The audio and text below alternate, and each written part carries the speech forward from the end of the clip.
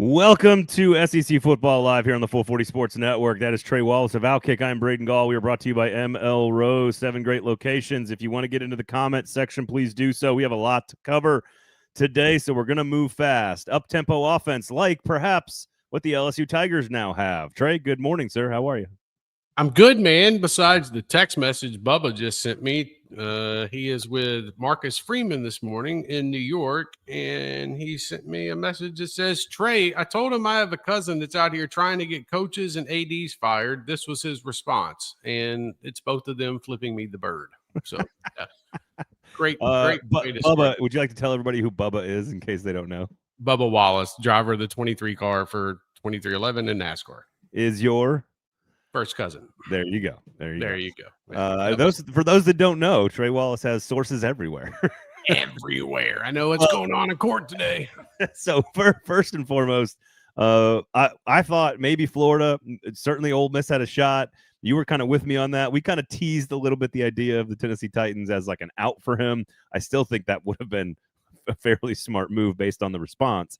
For Lane Kiffin, of course, he's the LSU coach. We have after Lane Kiffin decides this, the entire weekend of action leading up to the Lane Kiffin of it all was really hilarious, fun, interesting stuff. As Jon Sumrall appeared to be the head coach at Auburn, they were going to make him hire a defensive coordinator and some other staffers. And he said, then Florida came open, and Florida learned early that it might have been out on Lane a couple of days before Thanksgiving. Yeah. And so they end up switching to they have contingency plans. And so they end up going with Jon Sumrall around lunchtime? When was this? Sunday? Was it Sunday or was it Friday even that it started coming out? I mean, like after the game. Before the game. It was Friday right before kickoff. They decided, hey, by the way, we're focusing our search somewhere else. It's like, well, you're doing that because Lane told you 4 days ago that he wasn't coming to Florida. Right. And again, we kind of, I don't want to say we got that wrong, but I don't think Lane knew. Ultimately, one of the most important points is I don't think Lane knew what he was doing up until maybe one of the last moments here. And I think like people inside the building were saying that to multiple different reporters out there that, hey, we don't know. Trustworthy people were saying I don't think Lane knows what he's doing here. And so we'll see. But Lane's decision looming and not being Florida, then that leads to Sumrall looking at Florida. Florida then decides to go all in on Sumrall. They land Sumrall, which I think is an excellent decision by them. By all accounts, the second best hire of this whole cycle. But that means Auburn has to go to its contingency plan, which is Alex Golesh. And Alex Golesh going to Auburn, which we will discuss, also then leads to Arkansas going to their contingency plan, which ends up being Ryan Silverfield. Memphis fans are ecstatic about this development. You don't forget, like, Arkansas fans thought they had Golesh last week because of one report that went out. Yes. And I think they probably had him. They did, but Auburn's and this is what's interesting here. Objectively, LSU's a better job than Ole Miss. Auburn's a better job than Arkansas, and Florida's a better job than Auburn.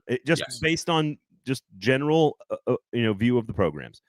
So I think I got everything right. And then after all of this, of course, is happening, Kentucky decides $38 million, good to go. Mark Stoops, you're out. We're going to go hire Will Stein, who is a Louisville quarterback, Oregon offensive coordinator, who's now there. There's more ripple effects. There's a hire at South Florida. There's more things happening. Pete Golding ends up getting the job at Ole Miss. So we have like 6 new coaches.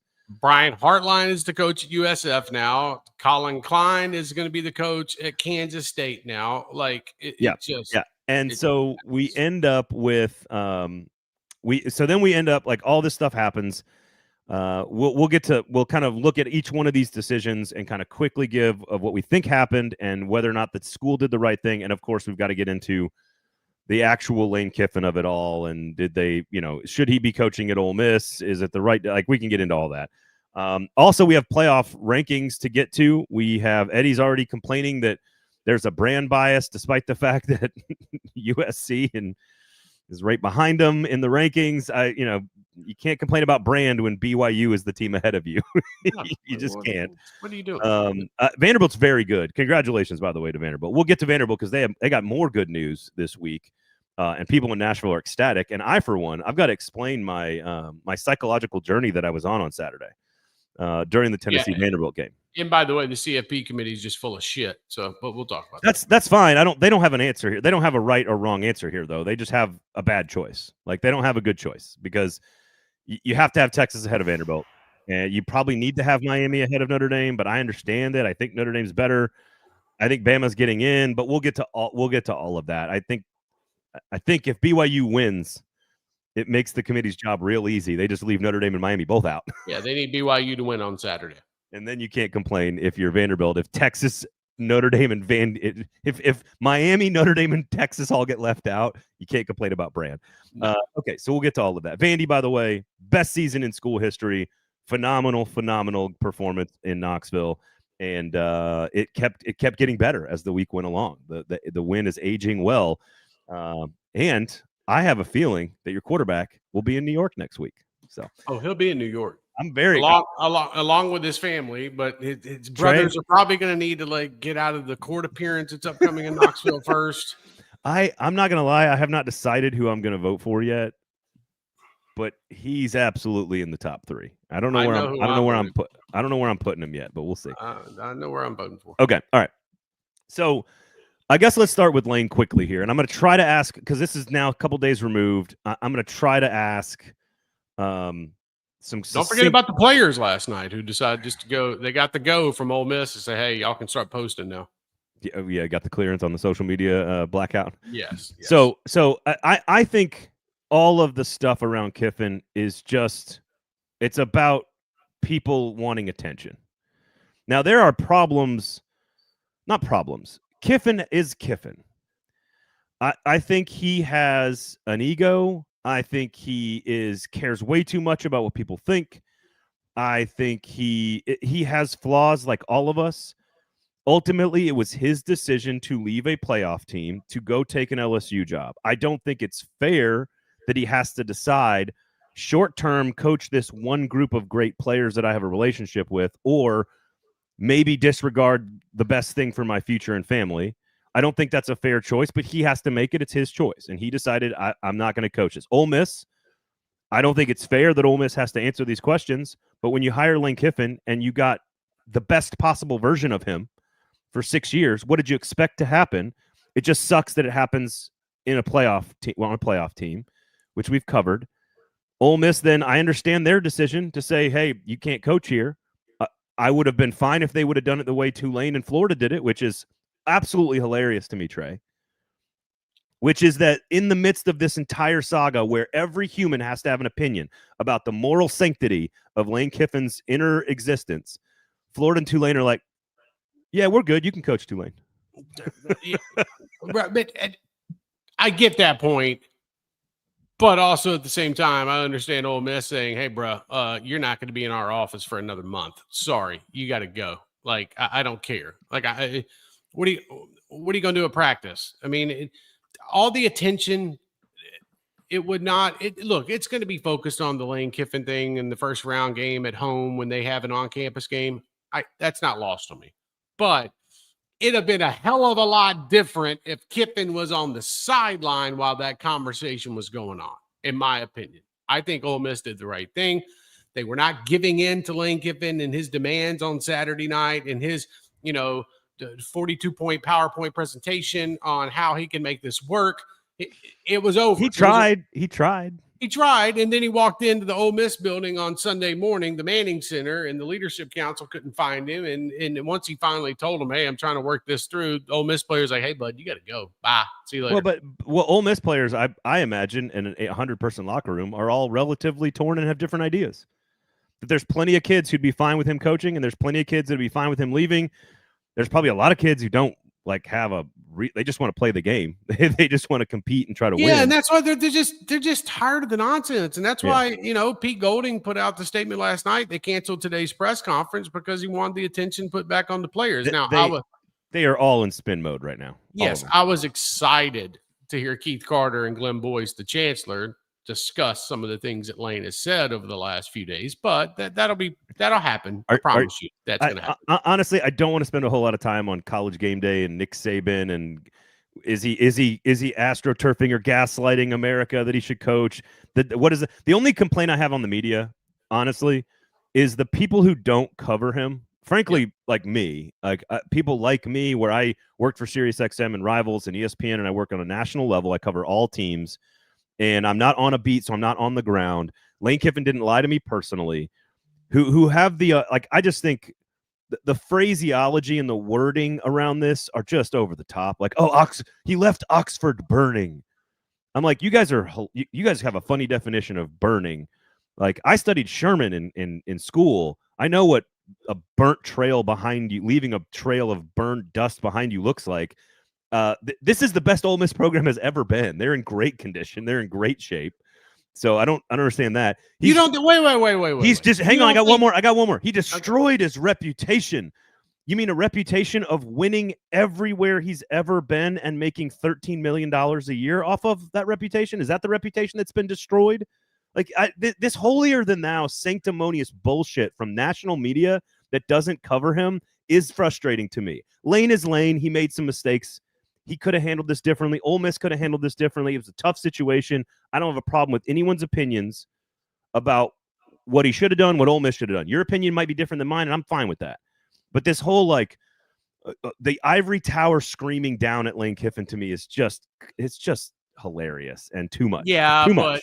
But come on, man. Like I agree with half of what you said, but you can't tell me all the bullshit that he put Ole Miss through, acting like he didn't have a decision on Friday after the Egg Bowl and then wants to go to the chancellor's house Saturday night and try to plead. This guy knew he was not going to be able to coach Ole Miss. He hung this up for 72 hours. He didn't need to do it. It was over. Go to LSU. Stop trying to, throw out ultimatums to the offensive staff. If your ass is not at the Oxford airport, blah, blah, blah. Stop, man. Just leave. Like, just leave. You weren't coaching the playoff. The juice thing is weird. I'll give you that. I'll give you that. The dog wasn't even his. The dog is weird. Hunting dog. Now, somebody already brought up the Knoxville thing, and I think this is actually really. And I thought about this because I know you're tight to this situation too. But he left Knoxville literally burning with the mattresses and everything. Ole Miss ain't this at all. Here's the issue that I have. I think this is actually a really good insight into Lane Kiffin. Lane Kiffin was leaving Tennessee. And if you're a Tennessee fan, and I said this for a decade on local radio here in Nashville, if you think Lane Kiffin is a terrible coach, you should not have been upset that he left. If you think Lane Kiffin is a great coach, then you have to acknowledge he was a great coach and did good things for your organization. And then you can be upset that he left. But here's the insight into his personality. I think this is really like, Trey, you've covered college football a long time, so have I. How many head coaches are leaving a school, tell the school that they're leaving for another job that is frankly bigger and better for that individual. USC's a better job at the time than Tennessee, and then calls a press conference at that moment to explain himself to the local media. Now, that is extraordinarily naive of Lane Kiffin. But it's also an insight into, like, he just wants to explain himself and he wants you to understand where he's coming from. And he cares enough about you all to try to do it, or about his perception and his ego, I guess. Yeah. But like, no. But nobody does that. I have 21 years of covering the sport, Trey. I have never seen someone call a press conference with the local media the night they announced they were leaving. I've never seen that. Yeah, that's also because he was 32 years old and didn't know anything about PR and how to handle media, and he was a mess back then. Like, it's extraordinarily naive, but it comes from a place of please understand me, please like me, is what it is. Yes, it comes from a place of please don't kill my perception. Oh my God, my reality on this situation. Like, I don't. Look, Tennessee acted wrong though. Like, the fans were wrong to have to force Lane Kiffin's family to have security. I just remember that night now, like Bud Ford sitting in there. Look, same thing to do. You're going to miss out on the interview. You're going to miss. We're not going live. If you go live, you're going to be a problem. Like, oh my God. I know. And then Lane wanted to get up there, like, God bless him, man. He wanted to get up there and saying he was being run off the road, and he had to have cop escorts, and there were bomb threats on him. He didn't say that. I think it's really good insight into how he works, is trying to call that press conference to try to explain himself in an effort to try to, like, win some favor back, when, like, no one else has ever even thought about doing that. And he's not going to win favor back. Like, you got to it was done. Yeah. When you break up with the girl, you can't go back to, like, her family's house. No, he was in an open marriage. He was literally married, and he had a side chick for 4 weeks. Like, period. So again, I don't. There's a lot more. Like, he's clearly frustrated and pissed off with Keith Carter and how Ole Miss handled this. He thought he was going to be able to coach the team, which also could be an element of naivete. He's where he's supposed to. I cannot blame LSU for anything that they've done. I can't really blame Ole Miss for anything that they've done. You can criticize Lane for leaving a playoff team, but you also can't criticize him for doing what he thinks is best for his family. So I don't know. I honestly think it's all just kind of. I don't disagree with that part, but he handled the whole damn situation horrible, and then he wanted to confront an Ole Miss reporter on the field following the Ed Bowl, talking about being a hoe and a housewife. And I'm actually on both sides of this. Like, I went back and listened to. Like, I don't think you can. I know what the reporter was saying about you can't turn a hoe into a housewife. That's not a phrase I would ever use on the air to describe another professional. Like, that's just not a phrase I would use. So I understand Lane being frustrated with it, but you're the coach. You got to rise above all that shit. And I actually kind of gave that reporter too, like, an opportunity. Hey man, I won't post this if you don't. No, post it. Oh, I saw your question. Your question came right before he explained it. So no. I'm talking about on the field after it happened, going into the locker room. You're the one who shot the film? Yeah, that was me. Oh, nice, dog. 18 million views later. I was like, what the hell? I had to turn off. But what right I'm saying place, is right place, right time. I gave the reporter an opportunity. Hey, man, I won't post this. Like, if you don't want me to, I won't do it. And he goes, no, do it. Here's my username. I was like, all publicity is good publicity. I was like, okay, whatever, bro. Just link the pod. I tried. Yeah. Link the pod. I tried. Right. So, again, at the end of the day, a lot of this is not anyone's fault. I've said it before. This is why we're here. But also, I think we saw Jon Sumrall in Tulane in Florida, which is different. It's both identical and different. It is identical in that a coach is leaving a playoff team to go to a major job that's better and to do what's best for him and his family, leaving a playoff team behind. That is exactly what Lane Kiffin just did. Yep. It is not the same as going to your second biggest rival in the conference. That is different. No. At the peak of the existence of the program that you are in. And so there are differences, but there are a lot of similarities. Florida and Tulane obviously handled this completely perfectly, in my opinion. And but that comes after Scott Strickland botched the whole damn thing and thought he had Lane for 2 weeks, and Lane had already moved on. I mean, it just give him credit for moving quickly then. So here's all right, whatever. Okay. Let's move on here, because so Sumrall is going to be the Auburn coach during the week. Like, he is going to be hired. Auburn is making demands of him, as Auburn want to do. Yep. They are saying, you need to do this, you need to do that. Here's a defensive coordinator you have to hire, DJ Durkin. You've got to do all this stuff. Yes. So Jon Sumrall, in the process of Florida pivoting off of Lane, which is smart to do it quickly, they pivot off Lane and they go right to Sumrall, who is the right candidate to pivot to. So, and by the way, they had already interviewed Sumrall a week before. Yes, right. Florida did. And Florida has tried basically everything at this point. They've tried the rising Saban assistant, who's a head coach and waiting coordinator. Didn't work out. They hired the upward G5 coach, who's also a Saban assistant from like the North and, in McElwain. He didn't work out. They hired an established, very successful SEC head football coach. That didn't work out. Then they go back to like the G5 program builder, and that doesn't work out. And I think Florida fans, I don't mean to belittle Florida fans here, because I love you guys, but complaining about hiring Jon Sumrall because he happens to be a group of 5 coach from Louisiana, and that happens to be the same thing you did last time, is kind of frustrating to me, because I think Jon Sumrall is absolutely the perfect hire. I think LSU's the winner of all this. I think Florida's clearly number 2, and that includes Penn State and other jobs around the country. Virginia Tech might be in the close running for like best quality hire, but I think Jon Sumrall is a fantastic hire for Florida. I told you 4 weeks ago that I thought Jon Sumrall was the best coach that was out there. I honestly kind of felt that. I thought that he would do great things at LSU. I thought the best coach for LSU was 80 miles south. Now, obviously, the Lane Kiffin stuff, and I get that. That's not lost on me. I think Florida did a really good job of the hire. I like the hire. Go out and hire yourself an OC that works and get that thing rolling. Like, they've got the money to spend. They had to pivot. Lane Kiffin was toying with Florida for a very long time, and he finally he had a verbal. The same day Keith Carter put out the statement regarding we expecting a decision next week was the same day Lane Kiffin verbally agreed to be the LSU coach. So when Clint Dowdle, the agent for Jon Sumrall, finds this out a couple of days later, that's when he starts pivoting things a little bit towards Florida. But at the same time, when the Auburn stuff was going on, because Auburn was the better fit for Jon Sumrall. Right.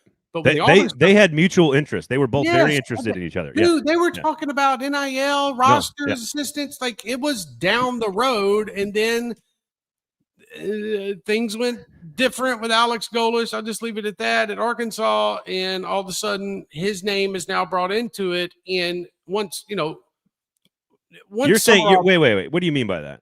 Things went. You're saying that Alex. I am under the impression, from what information I have, is that Alex Golesh was going to be the Arkansas coach, and they had also agreed verbally to terms. And that as soon as Auburn realized it was out on Sumrall and that Sumrall was bolting for Gainesville, they turned their attention immediately to Golesh. Because Golesh is more malleable and will do what they tell him to do. Right. And I think Golesh will do fine at Auburn. That remains to be seen. I mean, I think he'll do fine. You can have the clear definition of what fine is. Yes, Arkansas thought they had their guy. They couldn't get a signature. Yeah. That's when he dipped out and went to Auburn. So smart move, in my opinion, from Auburn's a better job. Yes. Yeah. All right. So Jon Sumrall, 28-4 in conference in the last 4 years, 4 conference championship games in 4 years, 23-4 at Troy, 19-7 at Tulane, and probably a playoff team. Like, he is as complete a Kirby Smart type of head coaching candidate as I have ever seen. Absolutely. I had him on this show 2 or 3 years ago, and I said to people, you want to hear a future SEC head football coach? You're about to hear Troy head football coach Jon Sumrall. Did a 30-minute interview with him. He is analytical. He is smart. He is a linebacker. He's got the motivational stuff. Yes. He's like a college version of, like, I mean, it really is Kirby, Dan Campbell, like all these guys that know how to do the whole thing. I don't know if that means he wins a championship, but I think Florida CEO. He's a really good CEO as well. Yes, I think Florida's the winner here. Alex Golesh, of course, I am absolutely, this is totally tongue-in-cheek and just my favorite part of the entire thing, but it is so delicious that a Russian immigrant is the Auburn head football coach. It is so delicious. Alexi Golesh is the head coach of your Auburn Tigers. Ohio State grad, started at Iowa State in the college ranks, coached under Heupel, coached under Heupel at UCF and Tennessee, of course. The South Florida program, this is like the most interesting one to me because I have no clue if it's going to work or not. South Florida was 4-29 the 3 years prior to him getting there. They immediately go 7-6, 7-6, 9-3. There were rumors of all kinds of massive investment into next year's South Florida roster. Oh, they did to make it like I guess sort of what we thought Tulane kind of is, which is the highest paid group of 5 roster, basically. I don't know. I don't know about this one. It seems early for him to get the pressure and the expectation of an Auburn job, but I think he's got a lot of the traits you want. And honestly, like, I just don't know. This is the one where I'm kind of like, I think it could work. I think it could go south. I think it's probably more of a he'll be fine, like you said. I think he'll be fine. I think you have your quarterback. You can run your offense. You delegate the defense to DJ Durkin. He stays around, and you just move forward. Like, he's bringing a really good group of guys with him from USF that have kind of turned that thing around. So let's see, he's bringing Andrew Warsaw with him, and there'll be a few others. But what I'm getting at is he can run the organization. And I think at the same time, I don't 8 wins, 9 wins. Yeah, I think there'll be a problem for teams. I'm not trying to be rude to Auburn. I don't know if this screams, hey, you're going to be in the college football playoff within the next 3 years type of deal. But maybe when they get up to like 38 teams in the playoff, they can get in. Like, so what? It's a stable hire, and to me, it was a good hire. Like, good job on Auburn's part. You couldn't get Sumrall. I mean, who else were you going to get? Yeah, that's the problem. Is I think it's an adult hire. I think it's a mature hire. I think there is upside there. That if he is all the things that we think he could be for Auburn, that maybe there is upside there. But DJ Durkin couldn't have been the guy, bro. No. I agree. Hell no. No, I agree. No. I agree. So I would have Golesh as probably the 3rd best hire of the group. We'll continue to work here. So then the follow-up there is the James. So Arkansas wants James Franklin, doesn't happen. Arkansas wants Alex Golesh, doesn't happen. Arkansas wants Rhett Lashley, doesn't happen. Arkansas wants Dabo Swinney. I think they interviewed literally 24, over 20 people. I was told it was 23 candidates. 23 candidates. Ryan Silverfield beats them in the regular season. Ryan Silverfield is a solid coach, 50-25 in 6 years. He is slightly better than 500 in the AAC, 27-21. Multiple 10-win seasons in 23 and 24, back down to 8 wins this past year. You're about to sell this thing, aren't you? Norvell assistant. He does beat Arkansas this year, which I think is why ultimately he got the job. It's because Arkansas fumbled the ball at the 3-yard line. But yeah, Memphis fans are generally totally fine with this decision. He was rumored to be under a lot of pressure from the Memphis administration almost every year the last 3 years, maybe not 2 years ago when they went 11-2. He never made it to the AAC championship game, which is a slight concern for me in 6 years, with the biggest budget basically in the conference outside of Tulane. Thanks, FedEx. And a lot of coaches that have left that league over the last 5 years. He stayed there and still was good. He's a good coach. He finds really good players and develops them. I'll give him credit for that. But generally speaking, Trey, you don't want to hire a guy that this is every now and then you see a fan base that's just like, whoo, way to go, good hire there, and they took our guy. And Memphis is like excited about this. This is not, I expected more from Arkansas. Hunter Yurachek hit a single and he was trying to sell it as a homer. No, they screwed up the hire. Nothing against Ryan. I love Ryan. Really good guy. But my man was 7th on the list. And he got that job. And Arkansas fans, here's the problem, too. Arkansas fans thought they were getting Alex Golesh midweek last week. And then all of a sudden, it turns into Ryan Silverfield a couple days later. So, expectations went from oh, okay, this could be fun to oh, shit. Okay. This is not good. What is he? What is Ryan Silverfield? What is he? At least Golesh, you know what he is. There's this. I don't know. And I'm being honest. I don't know. He was bragging about how he coached Brett Favre and Adrian Peterson in the NFL. And I'm like, okay, sure. Cool, man. Here's what I'm getting at. This does nothing for Arkansas when it comes to NIL fundraising, when it comes to fans being excited for spring football. They don't care. This is, and I'm not trying to be rude to Ryan.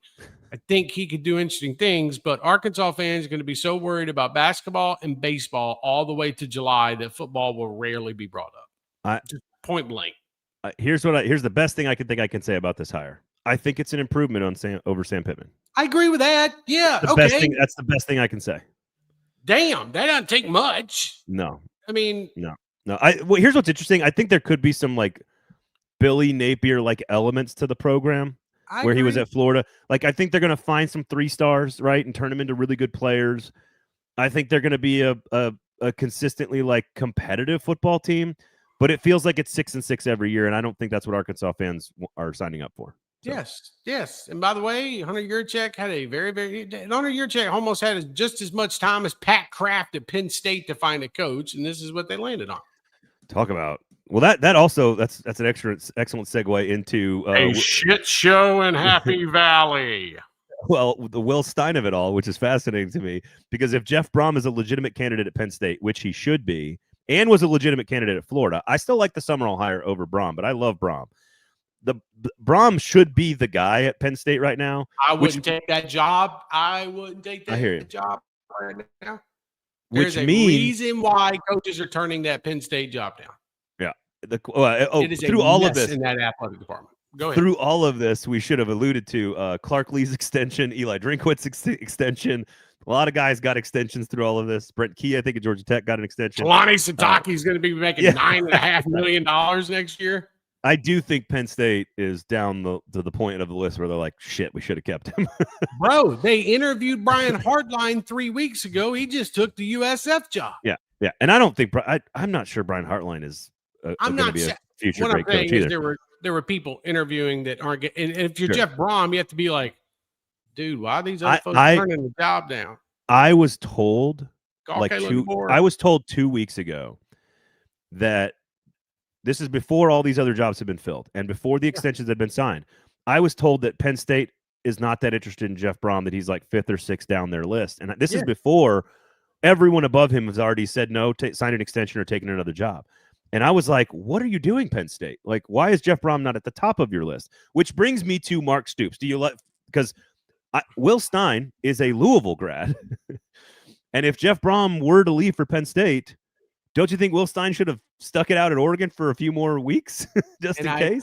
I think his reps probably would have known what was going on. That's what I'm thinking too. So he can call Jeff and be like, "Hey, Jeff, are you taking the Penn State job?" No, I'm not. Yeah. So the answer is no. Have him go try for Kalen DeBoer again. Yeah.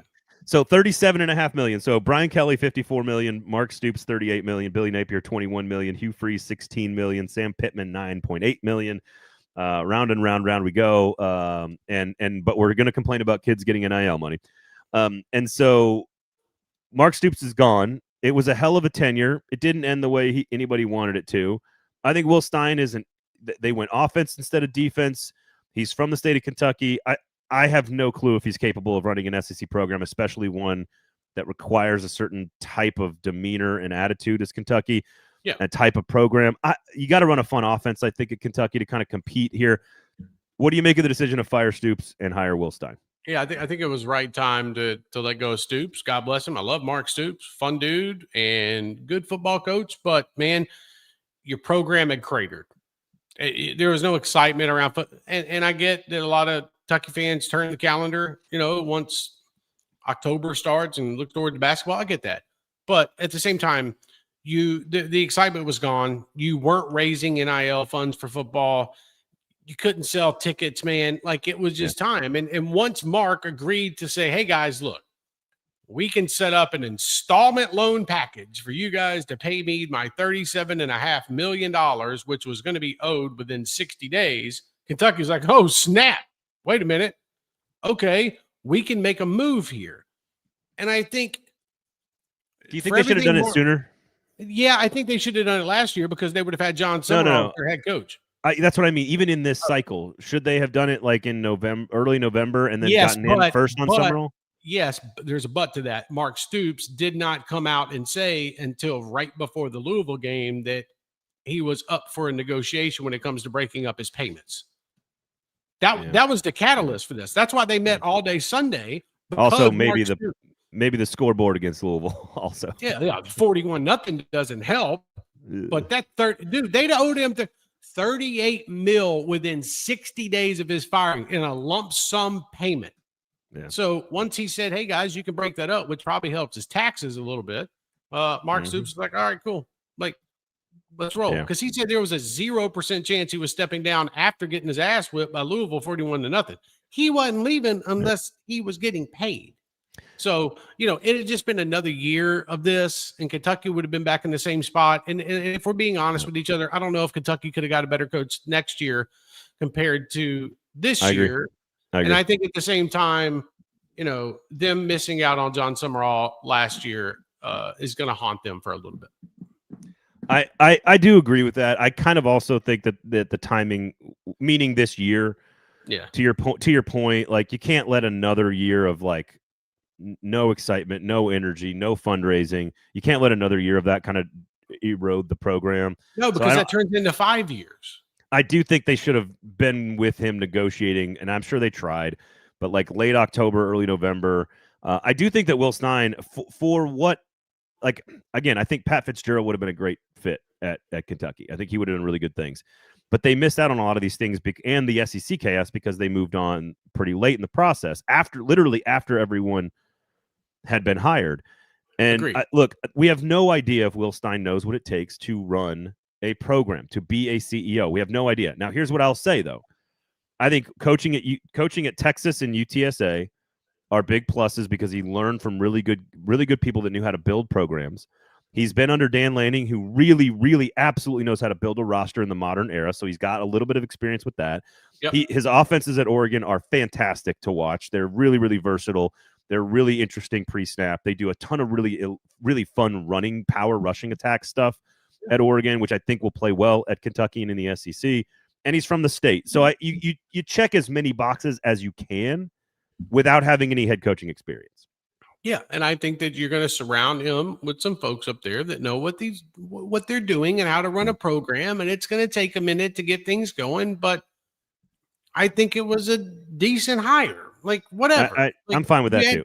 You had to go make a hire. You weren't getting Hartline because Hartline was already going to USF. Like, sure, you interviewed him, but he wasn't going there. So like.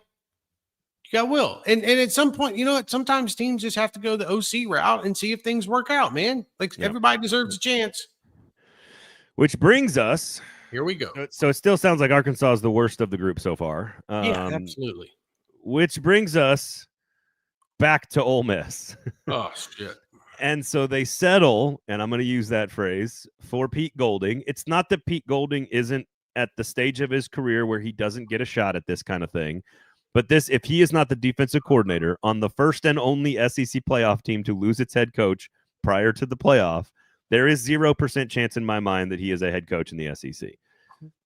This is I'm going to say a volatile individual who is going to, I think in the short term, here's what's really interesting, Trey, and this will lead us right into the playoff conversation, because I don't think they're going to lose a lot in their first playoff game, which frankly could be Virginia or James Madison or ironically Tulane, of course, in the first playoff match, if they are the 5 or 6 seed. I think Ole Miss will be fine in the short term because it's continuity and because his intensity will help them in an emotional situation. I don't know if the intensity and the lack of, I'm going to say, stability, generally speaking, is going to help this program build and sustain long-term chunks of success. Ole Miss will be looking for a new head coach within 3 years. I will say 2. Okay, 2 that's years. Fine. We're middle grounded. This feels Zach. This was a reflex decision. You know what this is? Look just across the state. This is Zach Arnett. Lane Kiffin has perished. He is gone, and I'm not making light of the wonderful and amazing Mike Leach, R.I.P. No. But Lane Kiffin in Oxford is dead. Yes. And Pete Golding, they look around, they said, well, he's a little young. He's a defensive coordinator. He might be a head coach one day. Let's give him a shot. The players love him. Like. Let's go. Let's give him a shot. Let's not worry about all the crazy shit that's gone on. Does everybody love him? No. Everybody doesn't love him. This is going to. I think this works really well in the playoff, and I think this was. And I don't think I know exactly what this was. This was Keith Carter at Ole Miss saying, "F you, Kiffin." We're hiring Pete Golding, who told you pretty much to F off on Saturday night during the Iron Bowl, and you've been a strong voice of reason within the program. And for some reason, I'm going to make you the permanent head coach, but let's just see how this thing goes. And now Lane Kiffin at LSU will coach against not 1, but 2 former assistants in the state of Mississippi. Point blank, period. That's it. Correct. Exactly. And he will run them. Yes, absolutely. Absolutely. Like, so I don't blame Keith, but at the same time, I'm like, all right, bro. Look, you're going to be back at this here soon. Yeah. So what's fascinating is this isn't that complicated. At the end of the day, the 2 biggest, most powerful programs made the 2 biggest and best hires at LSU and Florida. Yep. Auburn is the next best job, and they probably made the next best hire, albeit I think a little bit early for Alex Golesh. And then Kentucky, I think, did the best it could in a tough situation. I think Ole Miss did a very Ole Missy kind of thing. And then Arkansas feels like they missed out on Eli Drinkwitz again. Yes. That's what it feels like. Meanwhile, Vanderbilt is the crowning gem of the coaching carousel because they got their guy who then leads to signing the #1 quarterback in America, who I have sources that say this was never happening until like the last minute. And he decided last minute there's some boosters that came in for Vanderbilt who got the deal done for Clark Lee and said, come on, man, come here. Come to Vandy. And I actually, as a Tennessee alumni, I love all of this. I love it all. It's great. I'm a Nashvilleian, and I think Clark Lee signing an extension, Jared Curtis flipping from Georgia to Vanderbilt is better for the conference. It's awesome that Vanderbilt has its plan after Pavia. And I think like I know if Vanderbilt beats Tennessee like 6 years in a row, I'm going to be like, okay, this is getting old. but that game on Saturday where Vanderbilt just beat the tar out of Tennessee, because I said in August, and you agreed with me the entire season, that Vanderbilt was the better football team. Yes. And they were the better football team in the game and all season. I was very psychologically torn because I was rooting for my own predictions, Trey, in the game. But here's the ultimate thing here. And this is not an insult to Vanderbilt, but it's just facts. Okay. That is the biggest, most important win to cap the biggest and best season in the history of the program. And that loss to Tennessee means literally nothing. It means nothing. They went from 9-3 to 8-4. It affected what city in Florida you go to play in a bowl game. It doesn't matter. And that's not the way Tennessee fans are taking it. But in the grand scheme of their program, fans ready to burn down the athletic department over there. I love everything about what's happened for Vanderbilt. I think it's great. I think also it just drives Tennessee fans insane that Diego Pavia did what he did. And I just kind of like that a little bit. Like I like that. Told you he was going to do it. He walked in, his family was arrested, and he still beat your ass. And here's the other thing. You Tennessee people, also just like the national media talking down from their ivory towers to Lane Kiffin, these Tennessee people, and I got lots of them in my family, lots of them in my friend groups, that are sitting there going, this guy's so disrespectful. I can't stand his behavior. And then turn around and root for Rashawn Golden. What are you right. Stop. Like, if you're going to troll the Alabama fan base, you're good with me. I don't care if you're a Vandy or Tennessee fan. You're going to troll the Alabama fan base? I'm good. Rashawn Golden, down by 30 points, double birds to the Alabama student section. But don't tell me that you can't. I just think Diego Pavia, I don't like his personality. He's such a disgrace to college football. Oh, my God. He's kind of a douchebag, but who cares? There's lots of douchebags in college football. He backs it up. Like, who cares? Yeah, Look at that. Yeah. He backs it up. He's going to be in New York. And his, he might have to make a pit stop in Knoxville for a court appearance on the 9th, but then they'll go to New York, and not him personally. Just to support some family. Eddie says, you could say it means nothing at all you want, but the Vols fans want Heupel dead. It means something. That's because Tennessee fans are dumb. Like, if you're a Tennessee fan upset about this, who cares? Stop. Like, Tennessee got a problem. Tennessee's got a problem, though. The fans are crazy. This goes right back to Kiffin, the night they drove old Kiffy down. Like, they act insane, and then they look around and say, why don't we get any? Why doesn't anyone ever give us the benefit of the doubt in Knoxville? Because you guys act like a bunch of morons all the time. Yes. Anyway. Yes, right. Eddie, you're the big season. I called it. You called it. We thought it was going to be, and it happened. And guess what? Way to go. Diego is going to be an obnoxious asshole in New York next week at the Heisman ceremony, and I'm here for it. Yes. Again, Eddie says, y'all are the ones who love Tony Vitello. You cannot love Tony Vitello and also hate Diego Pavia. You can't do it. Yes, thank you. Point blank, period. Look, and now I know I'm being harsh on Tennessee fans because they're my alumni base, they're my buddies, they're my family, so I feel like I can do that.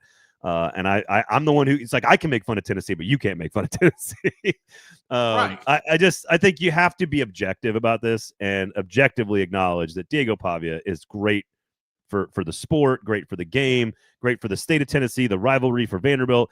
And sure, he beat you one time and you probably were pissed off during the game, but literally that game did not mean anything. It did not change anything in the program's future. It doesn't change anything about the past rivalries. It literally means nothing. It just makes 9-3, 8-4 worse. Like, anyway, you don't have Vitello anymore. Rick Barnes has got a basketball team that's throwing bricks up like a house construction. And it's still the best the athletic department has been in Knoxville in 20 years. I'm trying. That's kind of what I was getting at. Like, all this stuff happens, and it's still chaos in Knoxville. Like, all right, Georgia number Bank soon enough. M.L. Rose, everybody. M.L. Rose, 7 or 8 great locations in the mid-state area, depending on how far along they are in construction in Murfreesboro. Obviously, Nashville, as brought to you by M.L. Rose, is another podcast documentary I worked on around the city of Nashville and craft beer. So please check that out. Nashville with an M. You're starting to get some run, man. That series is starting to get some acclaim out there. It's good. Well, just saying. Make sure you check it out. It's almost yeah, right. A Webby. It's almost as good as their burger and beer menu. Of course, you got great drink specials on Saturdays and Sundays. It's a great place to watch SEC games if you're in Nashville. I take the kids and the wife all the time to the neighborhood one right here in our neighborhood in East Nashville. We are there on Saturdays and Sundays. Thursday nights, there's trivia nights. There's literally so many reasons to go. Spicy cheese curds are insane. The wings are great. The beer selection is fabulous. They have great specials. I don't know what else you need. They have the best TVs in the city. The whole vibes are great. It's all in there. It's fantastic. So ML Rose, everybody. I say Georgia's number 3. Georgia's number 3 in the rankings. Ole Miss is 6. They move up one spot. A&M loses to Texas, which you didn't even talk about really. They fall to number 7. Oklahoma takes care of business against LSU. They're up to 8. Alabama moves up one spot to 9 after a pretty close game against up against Auburn there. Notre Dame at 10, BYU 11, Miami 12, Texas 13, Vanderbilt 14. Texas has as good a wins as anybody in the entire country, but they also have one of the worst losses to the Florida Gators, and so that's why they're out. I am torn on Texas because they did beat Vanderbilt. They also beat Oklahoma, and like they played Ohio State into a one-score game. I think Texas is not going to get in. And therefore, Vanderbilt will not get in, nor do I think either of them belong in the playoff. I think Miami is out, and if BYU loses, I think they're out. I think the only one you could argue about right here is Notre Dame. So the question is about Bama losing to Georgia. Does it negate their win against Georgia in the regular season? Is it fair to take into account what happens in the championship game? Because Bama was too good at football. I can already tell you what's going to happen Saturday night. Go for it. Alabama's going to lose by 14 to 17 points. Craig Sankey's going to hold a media gathering in the press box right after the game's over, and he's going to lobby like a politic to get Alabama into the CFP. That's what's going to happen. Which again, every person did last year for every conference. Absolutely. I'm just telling you what's going to happen. Yeah, no. SMU lobbied, SEC lobbied, everybody lobbies. BYU Georgia should be lobbying that team by 2 or 3 scores on Saturday. I'm sorry. Alabama's resume says they should be in. The eye test says they probably should be in. But if you lose a third game, are they a worse team because they had to play an extra game? I don't know. I think that's unfair. I think it's unfair to knock BYU out. But right now, they're out right now. So I think it's unfair for Hunter Yurichek's ass to come on there and say last night that they give credit to Bama because they went into a tough environment at Auburn and won a game, while at the same time saying that Vanderbilt went into Auburn and won. Like, why do you listen to the committee chairman who wasn't even the committee chairman? Funny. Well, that's true. Look at the body of work. The body of work. Alabama, yes, has done enough, in my opinion. The problem is going to be perception. Is if they go get beat by 3 scores, and I'm just going to say like 17 points, and it gets away in the fourth. I could make the argument on why they shouldn't be in. I really could. Like the offense looks stagnant.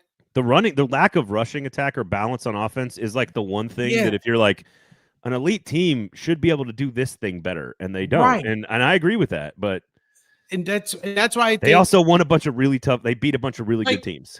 So I'll be honest with you. So that's why I chose to go to Atlanta this weekend and cover that game, because I know in Indianapolis, whoever loses that game is still going to get a first-round bye. They're going to be in the top 4. They're not moving them out of the 4. Right. The 2 most interesting games are Big 12, because what if BYU beats Texas Tech, or if BYU? But then the other one is Alabama, because I mean, hell, I could have gone to Charlotte and watched Duke versus Virginia, but I'd rather save my brain cells.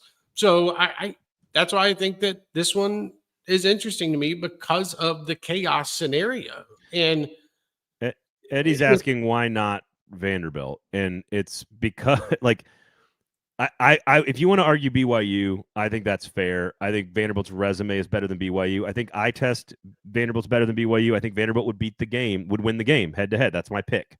I don't think their resume, their talent, or would they beat Miami? I don't know. I think it's a really even football game. But Miami's wins are a little bit better. Alabama's wins are way better and won head-to-head. Texas has better wins than Vanderbilt and won head-to-head. Like, you cannot, if you want to, the bottom line, the argument against Vanderbilt is not even about the team. It's that there aren't enough spots in the playoff. That's it. If this was a 16-team playoff, they're in, but it's not, and we have these rules where you have to get automatic qualifiers in.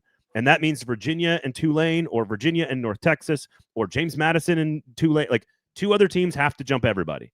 It's James Madison. It'll be James Madison and Tulane if they both win. Yeah. So if it's BYU and Miami and even Notre Dame for some reason, like, there are all teams that could be complaining about being left out in this one. Not like last year when they had an easier decision for SMU versus Bama or Ole Miss. And I have sympathy because it does suck because of what Vanderbilt did.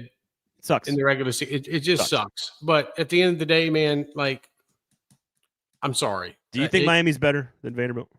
I don't trust Miami. That's the thing. Like, I think on a neutral site, Miami would probably be like a 3-point favorite. But I don't trust Miami. I think Vanderbilt could beat Miami. I agree with you. There's trust. I do too. There's a lack of trust there. I mean, again, you cannot rank them ahead of Bama and Texas. No, you can't. Both of those teams have better wins and one head-to-head. Their losses are better outside. Like, the Florida loss is not great for Texas. The Florida State loss is not great for Bama. But the other losses are really, really good. And the wins are really, really good. Vanderbilt's losses are really good. I got it.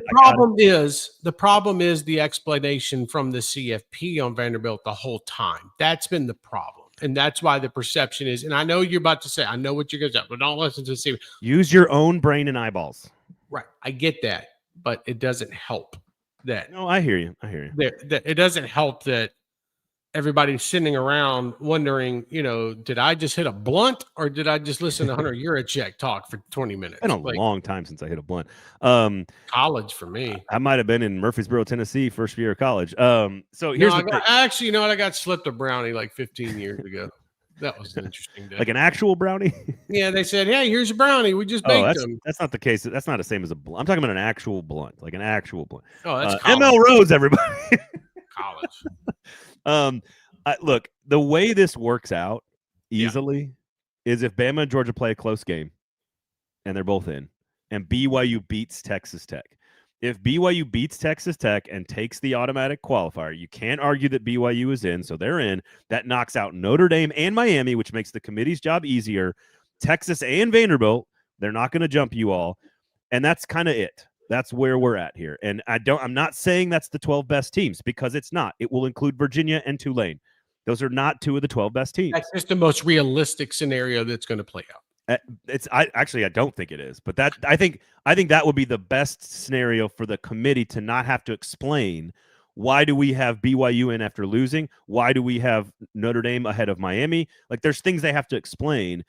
Whereas if Texas Tech loses, BYU is automatically in, and it knocks the team out, probably Notre Dame, and everybody else gets knocked down a peg. And that's just is what it is. What I think will happen is that BYU loses, like SMU last year.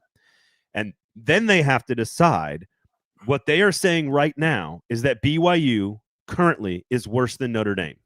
Yes. I agree with that. But don't forget the chaos factor of Duke potentially winning the ACC title game. Of course, and that absolutely. But again, if Virginia wins that game. But there's two teams taking two spots no matter what. So that's 11 and 12. So you got to get to 10. Yep. And because the committee ranked them at 11 behind Notre Dame, they don't have to explain leaving BYU at 11. Hey, they lose a game to Texas Tech. We're leaving them at 11, but that's not good enough to get in. Agreed. And so that's what I think will happen is they lose to Texas Tech.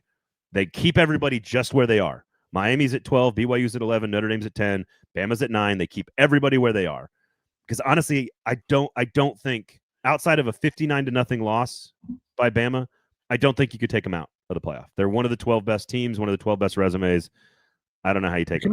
The committee's just praying Bama doesn't lose by 3 scores. That's right. If it's 42-10, bye-bye. It's a bad look. But again, if anybody else, if Vanderbilt had to go play Georgia in the SEC championship game, they're out. If Texas, we've already seen Texas play Georgia, they're out. If BYU had to play Georgia in the championship game, they're out. Like it's still not fair to use the championship game to eliminate someone when no one else had to play it. Well, for BYU or Bama. Don't enter the game with 2 losses. Trey, it is not fair to knock somebody out. And my wife, I can hear my mom. I know this. Oh, life's not fair, Braden. And I hear my voice telling my kids, oh, life's not fair, kids. Like, I hear it. I get that. But if you Auburn think just couldn't have beat Alabama on Saturday and just caused freaking chaos and shit everywhere. Yeah, that would have been fun. That would have been fun. Lane Kiffin coaching in Atlanta for an SEC title. Damn it. If Notre Dame, if Alabama, and like, you're trying to talk yourself into a bunch of stuff. Just lay down your sword, man. We already know how this is going to play out. I actually do think Notre Dame is better than BYU and Miami. I actually think they are. I do too.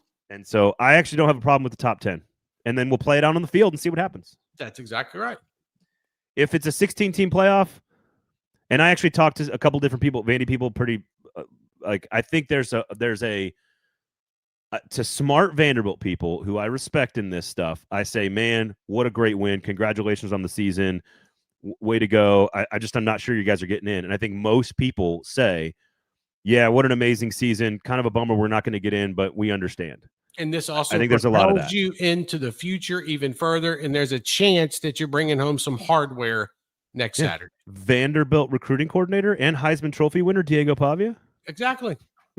What's Matthew McConaughey's title? The head of culture. He is the reason that Diego could be the head of culture at Vanderbilt. He's the reason that Jared Curtis is flipped. So. Yes, absolutely, 100%. Yeah. and look, the $3.5 million helps too, but whatever. Yeah. Does Jared Curtis have to give back the Porsche to Georgia? It's a Lamborghini. It's a Lamborghini. He's been so here's a little insight for all you out there. Jared Curtis has been living in an apartment for the last 2 years and driving a Lamborghini. Yeah, he's been living on his own in high school. Yeah, I am assuming that Georgia paid for that. Yeah, allegedly. He got me out by today. Got to go. Lease is running up, boys. Got to go back home with mama just for a little bit. Well, they got some good housing options over on West End. They can find him something. Man, what the hell is that tow truck doing out there getting my Lamborghini? over there in Cherokee Park. Don't worry. Nick Saban Mercedes-Benz will take care of him. Oh, that's so good. That's so good. Look, what a wild week. Thing too, that one report came out yesterday that his parents had never spoken to the Vanderbilt staff before. Bro, they were out there for the Missouri practice week. Stop your shit. Yeah. No, Diego Pavia has been aura-forming for Jared Curtis for a long time. Yes.